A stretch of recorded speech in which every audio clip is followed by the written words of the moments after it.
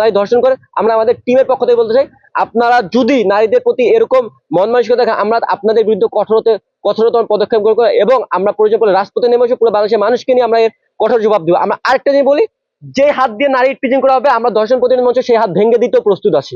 সর্বোপরি আমরা একটা জিনিস বলি যে আমাদের ধর্ষণ প্রতিরোধ যাত্রা শুরু, আমরা আপনাদের সকলের দোয়া নিয়ে আমরা এগিয়ে যেতে চাই। আপনারা সকলে আমাদের জন্য দোয়া করবেন। এর বাইরে যদি আপনাদের কারো কোনো প্রশ্ন থাকে আপনারা আমাদেরকে জিজ্ঞাসা করতে পারবেন। জি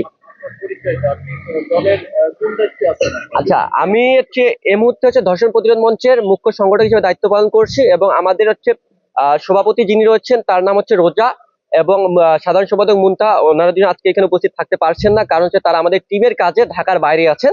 তারা আসলে আমরা আপনাদের সাথে বললাম যে আমরা যে সংবাদ সম্মেলন করি, আমরা যে আত্মপ্রকাশ করবো সেখানে তারা উপস্থিত থাকবে। এর বাইরে হচ্ছে আমাদের বিভিন্ন যে জেলা প্রতিনিধি আছে, বিভাগ প্রতিনিধি, সবাইকে নিয়ে আমরা কেন্দ্রে একটা বড় আকারে আত্মপ্রকাশ করব এবং আমি এখানে মুখ্য সংগঠক হিসেবে দায়িত্ব পালন করছি।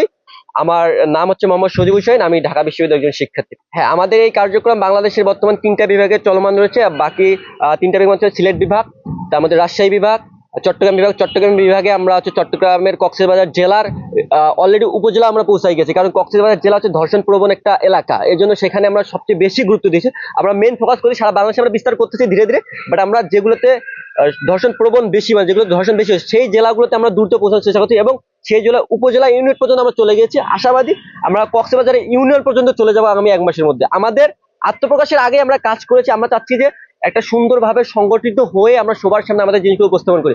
আমরা চাচ্ছি না যে আমরা কাজ করার আগে ফটো ক্রেডিট বা এরকম ক্রেডিট নেওয়ার জন্য, আমরা চাচ্ছি আমরা প্রপার কাজটা করার মাধ্যমে আমরা বিগত 1 বছর কতগুলো ধর্ষণ হয়েছে প্রতিটা রিপোর্ট আমরা সংগ্রহ করতেছি, অলরেডি প্রতিটা প্রতিবেদন আমরা সংগ্রহ করে ফেলছি।